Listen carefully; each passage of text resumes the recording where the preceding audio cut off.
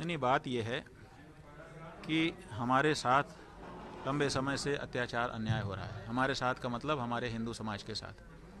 हमारे काशी विश्वनाथ भगवान का मंदिर किसी समय बलपूर्वक तोड़ दिया गया, कब्जा कर लिया गया। वहाँ पे निरंतर हम लोगों को भगाने की कोशिश हो रही है और परंपरा से हम अपने स्थान का दावा छोड़ नहीं रहे हैं। वहाँ निरंतर जाने के लिए प्रयास करते रहते हैं और अपनी बात कहते रहते हैं। इधर बीच में उसी मामले में एएसआई को अवसर दिया गया कि आप जाकर के अंदर देखो, उसकी एक आख्या न्यायालय के सामने रखो कि वास्तविकता क्या है। एएसआई ने जाकर के वहाँ पर देखा और वहाँ पर वजू खाने में शिवलिंग मिला। रिपोर्ट दी गई। शंकराचार्य जी महाराज उस समय के जो वर्तमान थे, उन्होंने हमको, उस समय हम उनके प्रतिनिधि थे, उन्होंने आदेश किया कि तुम जा करके प्रकट शिवलिंग की पूजा करो हिंदू समाज की ओर से। हम आए, 1.5 साल पहले की ये बात, और हमने कहा कि हम पूजा करने जाएंगे। तो उस समय प्रशासन ने हमको रोक दिया कि नहीं, ऐसे नहीं जा सकते हैं, आपको जो कहना है कोर्ट में जाके कहिए। तो हमने कोर्ट में अर्जी लगाई कि साहब भगवान प्रकट हैं, उनकी पूजा अर्चना प्रतिदिन होना जरूरी है, 2 बार का स्नान, 2 बार का भोजन कम से कम उनके सामने जाना चाहिए। लेकिन 1.5 साल का समय बीत गया। जो प्रतिदिन 2 बार 3 बार की ज़रूरत है, उस बात की सुनवाई के लिए 1.5 साल का समय बीत गया, अभी तक न्यायालय ने सुनवाई नहीं की। और भगवान बिना पूजा के हैं।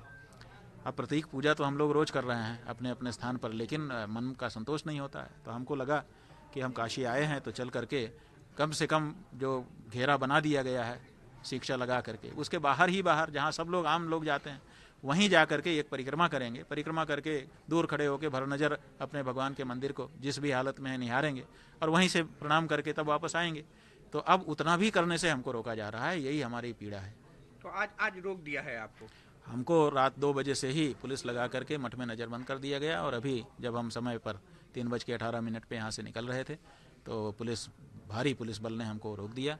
बार बार पूछने पर भी उन्होंने कहा नहीं, बस आप नहीं जा सकते हैं। फिर हमने कहा नहीं, हमको कारण तो बताना होगा, नहीं तो हम नहीं रुकेंगे। तो उन्होंने कहा कि साहब वहाँ 144 धारा लगी है, इसलिए नहीं जा सकते। तो हमने उनसे कहा कि 4 लोगों से ज़्यादा लोगों के होने पर वहाँ पर 144 धारा में नियम है, तो हम 2 लोग जाते हैं, एक बात। और दूसरी बात यह है कि वहाँ पर बहुत सारे दर्शनार्थी हर समय आ रहे हैं, जा रहे हैं, उनकी संख्या तो हज़ारों में है। नमाज पढ़ने के लिए बहुत सारे लोग वहाँ रोज़ आ रहे हैं, शुक्रवार को और ज़्यादा लोग आते हैं, और वहाँ उनके लिए क्या 144 नहीं लागू होती है?